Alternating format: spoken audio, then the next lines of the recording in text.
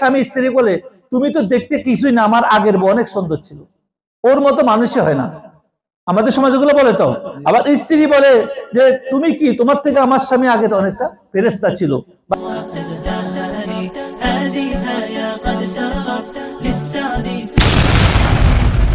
আজকে আমরা যেটা বলবো সেটা হলো, আমাদের সমাজে কিছু জিনিস আছে যেগুলো আমাদেরকে, আমরা না চাইলেও এগুলো আমাদেরকে ধ্বংসের দিকে নিয়ে যায়।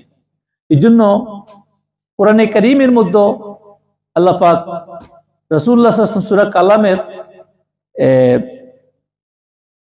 51 নম্বর আয়াতের মধ্যে আল্লাহ পাক রাসূল সাল্লাল্লাহু আলাইহি ওয়াসাল্লামকে বলতেছেন যে বিসমিল্লাহির রহমানির রহিম ওয়া ইয়াকাদুল্লাযীনা কাফারু লা ইউসলিকুনাকা বিআবসারিহিম লাম্মা সামিউয যিকরা ওয়া ইয়াকুলুনা ইন্নাহু লামাজনুন। সাদাকাল্লাহুল আযীম। এখন কাফেররা যখন রাসূল সাল্লাল্লাহু আলাইহি ওয়াসাল্লামের আয়াতে শানে নুজুল অনেকভাবে বলা হয়েছে, তো এখানে মূল যে জিনিসটা এখানে বলা হয়েছে, এখানে মানুষের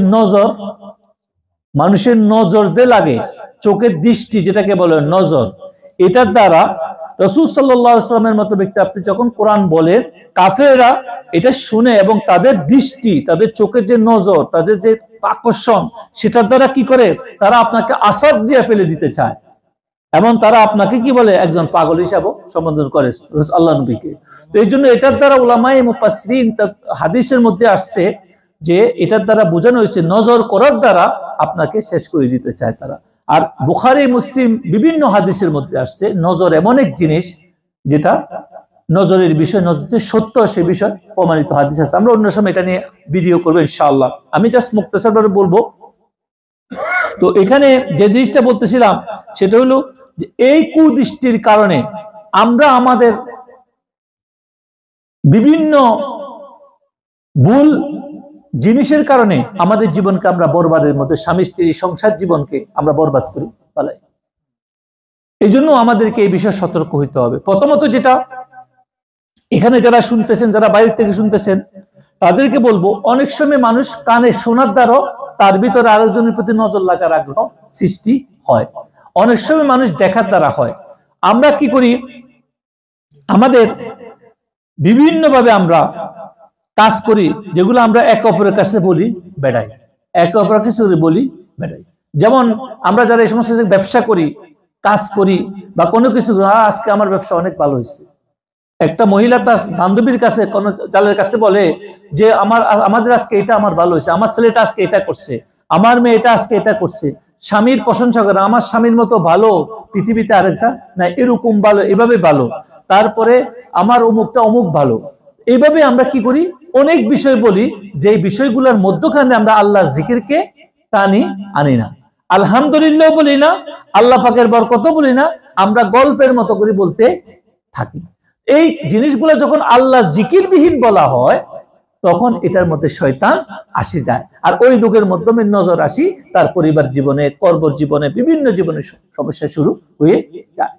অনেক স্বামীরা আছে, অনেক স্ত্রীরা আছে, তাদের জীবনে বিয়ের আগে তারা অনেক কিছু বন্ধু ছিল, বান্ধবী ছিল, অনেক আবার আছে ব্যক্তি জীবনে বিয়ে শাদীও করছে। অনেক মানুষ আছে তার হয়তো বিবি মারা গেছে বা কোনো কারণে সংসার ধ্বংস হয়ে গেছে, আরেক বিয়ে করছে। তো এরকম স্ত্রীদের মধ্যে আছে, পুরুষদের মধ্যে আছে। তো এরা কি করে, এরা পূর্ব জীবনে যে বিয়ে হয়েছে ওই বইয়ের অনেক বিষয় আনি, ওই স্বামীর অনেক বিষয় আনি স্বামীর কাছে বলে, স্ত্রীর কাছে বলে, বা ছাত্র জীবনে, বন্ধু বান্ধব জীবনে, মামা বা বাড়ির জীবনে অনেক কথা আছে ভাইয়ের সাথে, বোনের সাথে, এগুলো আসে স্বামীর কাছে এমন ভাবে গল্প করে। আর এগুলা শয়তান মধ্যখান দিয়ে আসে কি করে, এগুলা এমন কিছু বিষয় কথা বলা হয়। যেমন একটা স্বামী স্ত্রী বলে তুমি তো দেখতে কিছুই না, আমার আগের বউ অনেক সুন্দর ছিল, ওর মতো মানুষই হয় না। আমাদের সমাজগুলো বলে তো। আবার স্ত্রী বলে যে তুমি কি, তোমার থেকে আমার স্বামী আগের অনেকটা ফেরেশতা ছিল, বা আমি ভুল করছি, বা একটা ভুলের কারণে হয়েছে।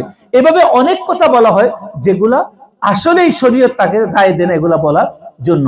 তাহলে বিপদটা কে ডাকিয়ে আনে সংসার জীবনে ভাঙার জন্য, সমস্যা করার জন্য? এই স্বামী বা স্ত্রী এসব অতীত কথাকে বলি এইভাবে ইয়ে করে।